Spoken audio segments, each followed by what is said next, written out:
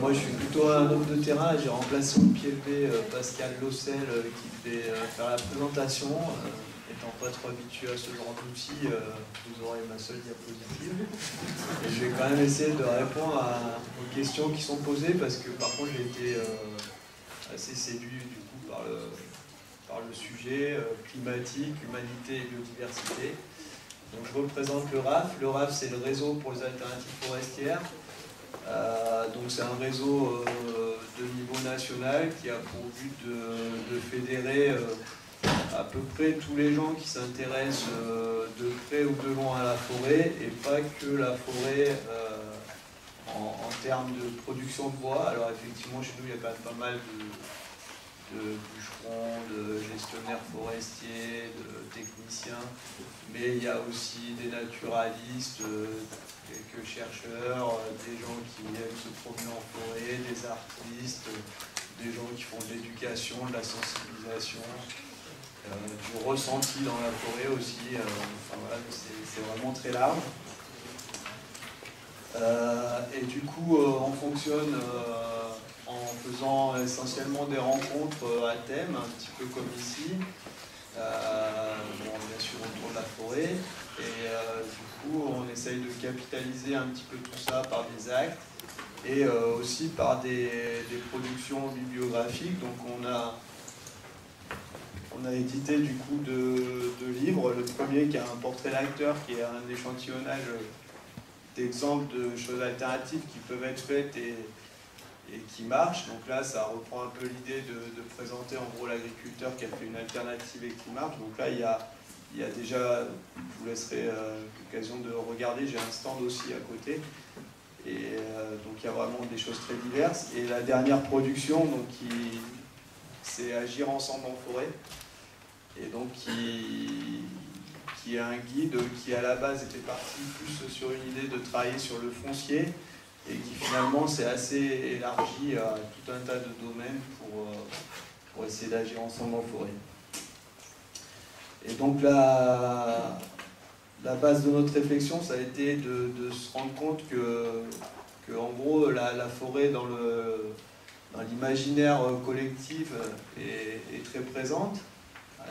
Et la forêt qui est très présente dans l'imaginaire collectif est très différente de la forêt qui existe sur le terrain. Et donc les alternatives, elles sont un petit peu là pour rapprocher justement cette forêt qui nous fait rêver et la forêt réelle, quoi. Parce que du coup on entend beaucoup parler du bois comme un matériau noble, tout ça, mais en réalité souvent les gens se font leurrer. Par exemple, aujourd'hui, vous pouvez acheter des maisons en bois quasiment en kit qui viennent pour faire simple, de massacres de forêts primaires, quoi, du nord de l'Europe. Voilà. Chez nous, on produit énormément de bois en quantité, mais très très peu en qualité. On voit apparaître des unités qu'on n'avait jamais vues, comme la tonne, pour quantifier le bois. Donc on voit qu'on va vraiment vers une filière extractive, quoi. Voilà, le bois est considéré vraiment comme un matériau. On voit de plus en plus des panneaux de particules, des choses comme ça, où en fait les qualités intrinsèques du bois et de l'arbre qui l'a produit ont un petit peu disparu, et donc on essaye d'aller à l'encontre de ça. Et du coup, on fédère aussi des charpentiers, il y a des actions comme des AMAP, par exemple, qui permettent aussi aux consommateurs d'avoir leur mot à dire sur la méthode de production. Donc voilà pour le RAF. Pour le guide, du coup, on a plusieurs axes là. Donc ça s'appelle Agir ensemble en forêt, et du coup donc c'est bien, l'idée c'est vraiment que tout le monde, les citoyens, prennent part à l'action, et c'est bien aussi l'idée d'être en forêt. Donc les têtes de chapitre s'appellent donc c'est être en forêt comme propriétaire, être en forêt comme acteur, éviter de se planter. Et donc voilà, l'idée c'est vraiment que les gens habitent la forêt et prennent leur part dans les décisions. Voilà. Du coup, moi, j'étais parti aussi sur l'idée qu'on était sur une table ronde. Bon, elle n'est pas très ronde. Mais du coup, l'idée, c'était vraiment de lancer les pistes de ce qui structure le RAB, de ce qui structure, du coup, nos documents. Et qu'après, on ait plus un échange. Voilà. Donc, moi, je propose de passer directement aux questions. Et à mon avis, l'échange va s'enrichir très vite.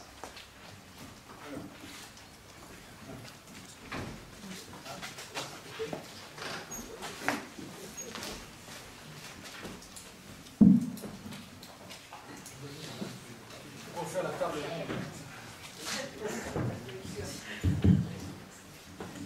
Merci beaucoup. Oui, moi j'avais une question, parce qu'effectivement j'ai parlé beaucoup des agriculteurs, mais on va se mettre tous les deux là. Ça, comme ça. Patrice peut venir aussi. Et donc on a aussi une problématique forêt, avec beaucoup de bosquets ou de forêts qui n'est pas exploitées du tout, donc qui sont du bosquet parce que c'est juste des friches et beaucoup de coteaux calcaires abandonnés sont devenus de la forêt. Dès que c'était un peu pentu, il y a eu beaucoup de forêt. Il y a en revanche de la forêt qui est exploitée industriellement, et il y a l'ONF qui essaye de faire à la fois de l'usage promenade, chasse et exploitation, mais avec quand même des méthodes de forêt, avec une espèce de corridor à 6 mètres, enfin, on voit que l'exploitation forestière aussi s'industrialise un petit peu.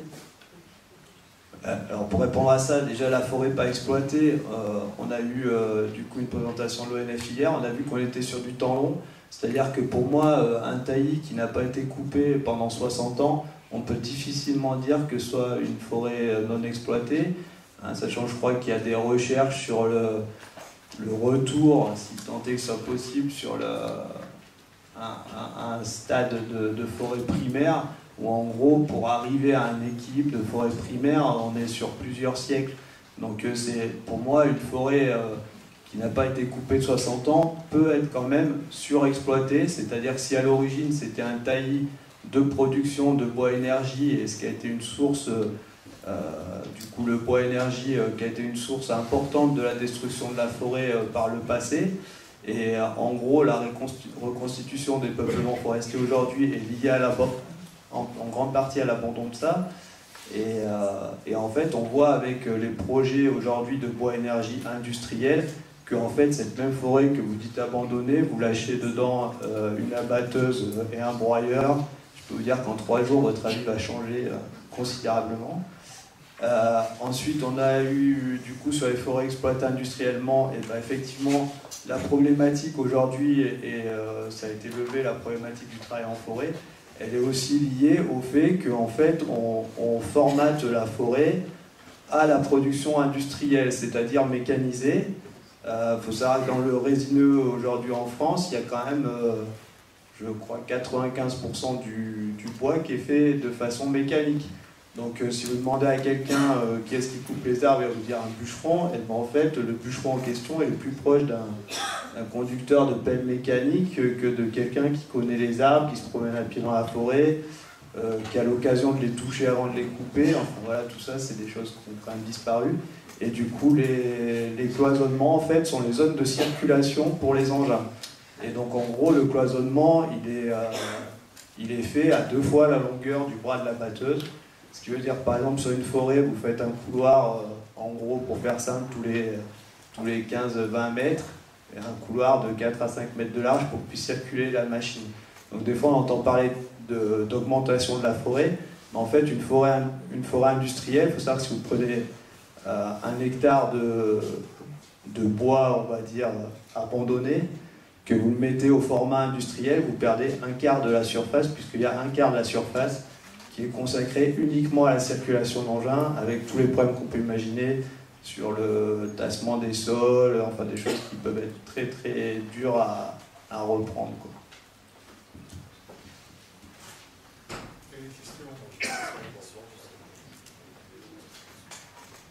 Question.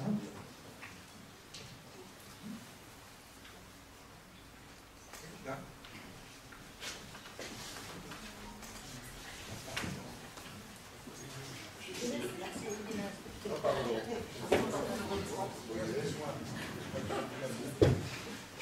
Bonjour, je vais me faire un peu peu l'avocat du diable, mais avec la demande en bois telle qu'elle est à l'heure actuelle, est-ce que c'est imaginable de réussir à sortir assez de bois des forêts avec du débardage à cheval, avec des techniques et des pratiques plus respectueuses, et notamment les futaies irrégulières ou d'autres techniques comme celle-ci? Alors pour moi c'est tout à fait imaginable, c'est sûr qu'on va passer par, là on est quand même dans un creux de compétences, hein, pour faire clair, des débardeurs à cheval il n'y en a plus beaucoup, des bûcherons qui savent bien travailler il n'y en a plus beaucoup, et après la demande il faut bien la quantifier parce qu'il faut savoir qu'il y a quand même énormément de différences dans le bois, et en fait on a des fois du mal à rémunérer le début de la filière, donc on va essayer de tirer les prix sur, mais comme ça se fait en agriculture, c'est-à-dire sur la production de la matière première, c'est-à-dire que le bûcheron, le débardeur, le transporteur vont vivre avec la corde au cou, pour faire simple, et puis à l'inverse, dans le commerce, on voit des plus-values, et dans le commerce, dans l'industrie, des plus-values tout à fait importantes qui pourraient être réparties différemment. Pour prendre l'exemple d'une essence qui cristallise pas mal de problèmes, qui est le Douglas. Si vous allez sur le site de France Douglas, qui je crois pas soit vraiment, enfin voilà, c'est quand même un outil de promotion de l'industrie. Il y a des études par exemple sur la qualité du Douglas et la qualité mécanique. Pour la faire courte, suivant l'âge du bois, il y a différentes qualités mécaniques, et plus le bois est vieux, plus la qualité mécanique est importante. On voit aujourd'hui des bois qui sont exploités trop jeunes, et du coup la qualité mécanique n'est pas là, et elle est compensée par des techniques de lamellé-collé, d'assemblage, de panneaux. Donc en gros on a des bois qu'on rentre très peu cher, qu'on broie, qu'on casse, qu'on recolle, pour arriver en fait au résultat que la nature aurait pu nous donner gratuitement, juste en laissant pousser les arbres, quoi. Donc là il y a tout un tas d'opérations qui ont un coût important, qui pourraient très bien servir à rémunérer mieux la production initiale de bois de qualité. Pareil, quand vous êtes dans du régulier, quand on fait aujourd'hui plantation coupe-rase, pareil pour faire un petit peu schématique et simple, si vous voulez restaurer votre forêt, vous avez des coûts qui sont vraiment importants. Il y a eu le problème qui a été levé tout à l'heure du gibier, et pourquoi les forestiers n'aimaient pas le gibier. C'est parce que si vous rasez une forêt, clairement il n'y a plus rien à manger, forcément. Si vous mettez une plantation, votre plantation est ravagée par le gibier. Voilà. Si vous avez des interactions beaucoup plus douces et beaucoup plus modulées, et vous verrez que la pression du gibier finalement n'est pas si terrible que ça. Et, enfin voilà, c'est-à-dire qu'en gros on crée des problèmes qui mettent des coûts en face, et en fait si on pourrait très bien rémunérer mieux en réduisant les coûts issus de...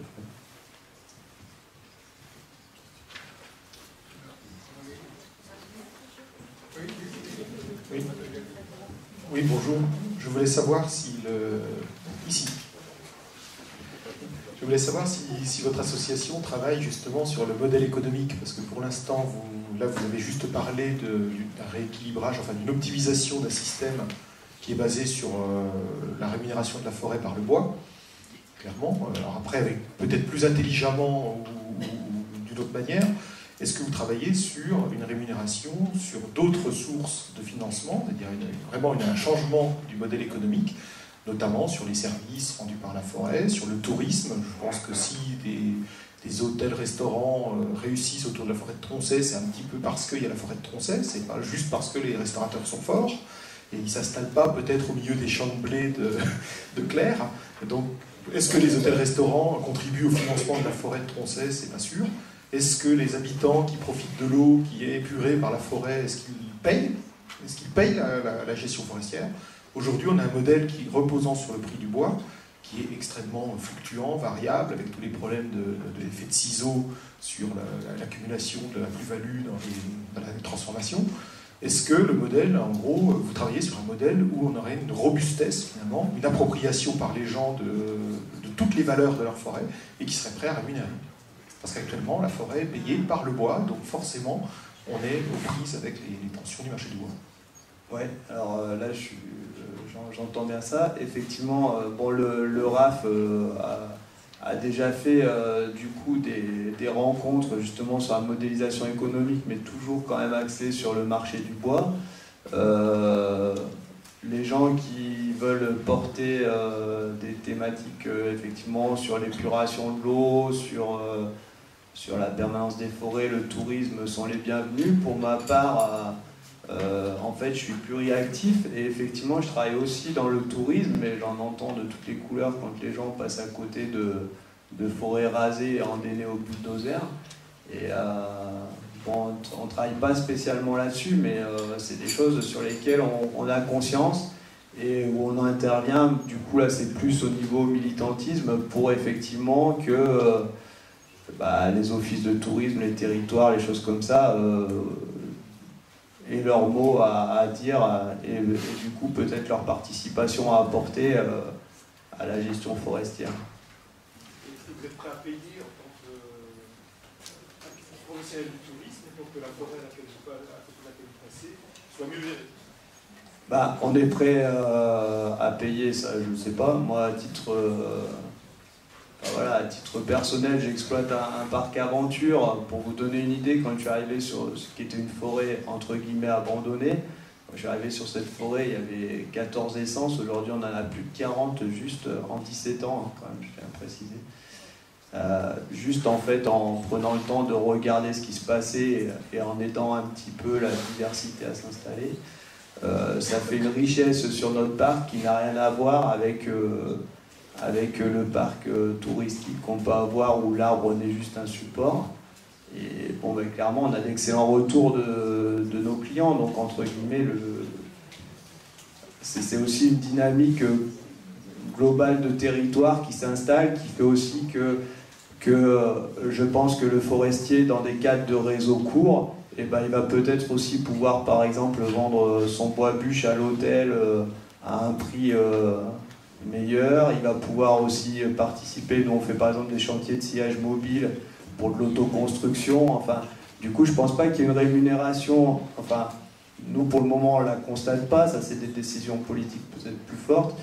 Mais en tout cas, on arrive à valoriser des bois aussi parce que sur un territoire, on a une vie qui s'est installée. C'est-à-dire que si vous avez un territoire totalement dépeuplé et que vous produisez du bois, effectivement, vous êtes soumis au cours du bois à l'international ou national. Si effectivement vous avez un territoire vivant, vous avez aussi la possibilité, vous avez d'autres opportunités en tout cas de valoriser votre sylviculture, on va dire, plus respectueuse et plus résiliente aussi. Une question encore? En fait, c'était une remarque générale. Déjà, je pense à la question précédente de monsieur, et puis finalement, il y a une continuité avec ce qui vient d'être posé. On a un grand enjeu ici dans le Morvan avec justement la politique de la forêt. Il y a un gros combat qui se fait justement pour sensibiliser les forestiers, les exploitants, etc. à d'autres façons de gérer la forêt. Ces autres façons sont d'ailleurs portées par le RAF et par d'autres organismes. Et ce qui est souvent cité en référence, c'est justement la façon dont sont gérées les forêts en Franche-Comté, contrairement à la façon dont elles le sont dans le Morvan. Et justement, il y a, alors je cite un nom, je crois qu'il y a une technique qui s'appelle ProSylva, mais il y en a d'autres, où justement on a une gestion de forêt mixte, et non pas des monocultures, soit de feuillus, soit de résineux, et qui sont effectivement rentables. Il y a une autre façon de gérer, ça s'inscrit différemment dans le temps, c'est pas on fait pousser, on rase, on replante, etc. C'est une exploitation qui est plus régulière et mieux répartie dans le temps, et qui apparemment est tout aussi rentable pour les forestiers et pour les exploitants. Donc le côté économique de la chose ne se pose pas vraiment. C'est une autre façon de gérer, de considérer. Et se posent après tous les autres problèmes justement de biodiversité. C'est que là aussi on a remarqué dans le système industriel actuel, avec ce système de coupe-rase, de replantation, etc., la biodiversité mise à mal, l'état des sols, la gestion des eaux, ça devient extrêmement compliqué. Alors que ces autres façons de gérer, tout en étant économiquement aussi rentables, ne posent pas ces problèmes-là, en fait. Donc les solutions existent, le seul problème est effectivement politique, Et il est aussi effectivement de convaincre aussi les acteurs, de leur démontrer que ça marche, que c'est possible. La rentabilité n'est pas aussi rapide, mais elle est beaucoup plus longue dans le temps en fait. Alors, du coup, pour rebondir là-dessus, donc il y a un exemple clair là chez vous, donc dans le Morvan, puisqu'il y a un groupement qui s'est monté pour lutter contre l'enraisinement dans le Morvan, qui s'appelle le Groupement pour la sauvegarde des feuillus du Morvan, qui est détaillé dans notre livre. Il y a aussi le chat sauvage, mais du coup, le Groupement pour la sauvegarde des feuillus du Morvan, qui a été le premier, du coup, la première initiative vraiment d'ampleur dans ce sens, avec Lucienne Hayes, qui était une femme vraiment de caractère, qui est toujours du reste. Pour ceux qui ont l'occasion de la rencontrer, vous allez voir que c'est un personnage qui de formation est comptable et qui avait comme ambition clairement de prouver donc, tout ce que vous venez de dire. Donc le groupement du coup s'est associé les services d'un expert qui fait partie du mouvement Pro-Silva, qui n'est pas du tout limité à la Franche-Comté, c'est un mouvement de niveau européen, et donc qui prône donc la sylviculture jardinée, proche de la nature, où en gros le principe est de tenir un équilibre le plus stable possible, et où en gros on va prélever uniquement les bénéfices, pour faire simple, c'est-à-dire qu'en gros les bois poussent et on essaye de les prélever à leur optimum de rentabilité, en prenant bien en compte que la rentabilité est aussi liée à l'écologie, pour que justement notre système soit stable et résilient. Les forêts classiques, en fait, on récolte les bénéfices s'il y en a, souvent ils sont assez peu, mais surtout on récolte le capital. Donc c'est exactement comme si vous compariez d'aller vider en gros votre plan épargne. Sur le coup, vous sortez de la banque avec tous les sous dans la poche, vous avez l'impression d'être riche, mais en réalité vous n'avez plus rien. Alors que quand on fait du coup de la futée jardinée, on travaille uniquement sur le bénéfice. C'est-à-dire qu'à l'issue de la coupe où on a sorti le bois, le capital restant est intact et le capital productif. Voilà, donc on préserve bien ça. Et du coup, la rentabilité purement financière est largement améliorée. La seule contrainte à ça, c'est que du coup, on a beaucoup de mal pour la filière industrielle. C'est-à-dire que si on veut respecter les sols, si on veut... Et ben, c'est un gros problème de faire intervenir des abatteuses, des porteurs, des machines lourdes comme ça qui circulent un peu partout dans la forêt. Même si on les cantonne dans un cloisonnement, vous avez vu qu'en gros les cloisonnements sont tellement rapprochés que pour moi ils circulent partout en fait. Vincent Vaudreau, Office national des forêts. Alors, quelques éléments de réponse quand même par rapport à ce que vous dites. Et puis quelques éléments chiffrés, je pense que c'est quand même super important. La forêt française c'est 17 millions d'hectares. La forêt publique c'est 4 500 000. Donc le reste c'est de la forêt privée, on est bien d'accord. Donc c'est des propriétaires privés qui sont plus de 8 millions de propriétaires. Donc quand j'entends parler de forêt industrielle, j'ai du mal parce qu'il y a tout type de forêt. Et en particulier en forêt privée, c'est très hétérogène. Bien sûr, il y a la forêt privée dans le Morvan, avec les plantations de glace, vous les connaissez aussi bien que vous, parce que vous êtes acteur. Donc je pense qu'il faut à un moment donné, il faut essayer d'avoir changer un peu d'échelle, pour essayer de comprendre un peu comment la forêt évolue. 17 millions d'hectares, c'est le double du 19e siècle.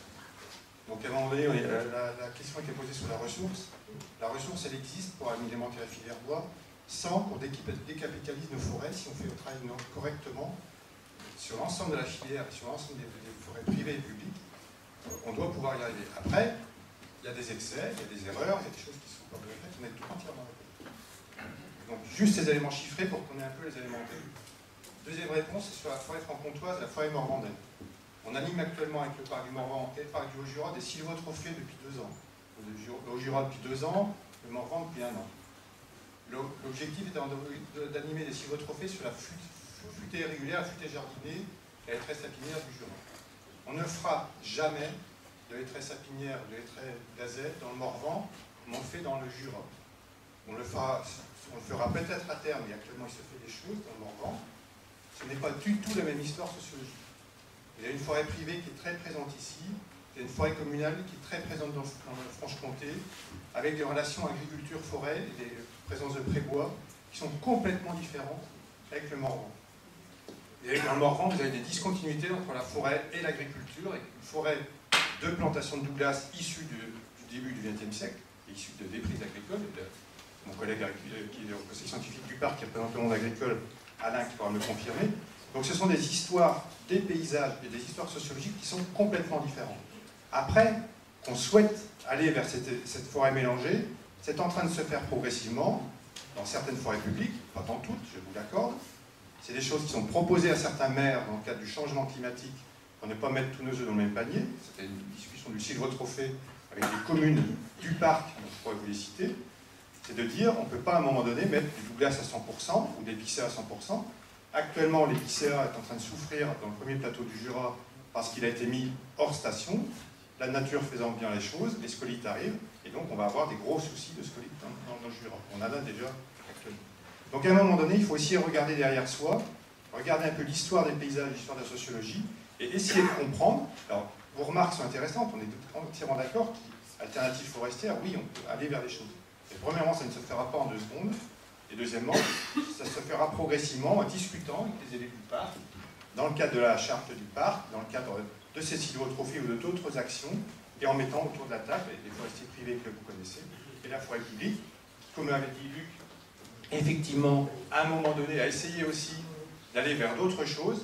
On ne va pas de lancer le débat sur les aménités, mais dans les années 2000, donc je suis arrivé à l'ONF en 2001, était évoqué dans le cadre des contrats de plan d'intégrer l'aspect ressources en eau qui sont dans les forêts publiques pour essayer de voir comment le ministère de l'Environnement pourrait intégrer ça dans nos équilibres budgétaires. Le matériau bois ne suffit plus pour nous financer uniquement des organismes publics comme l'Office.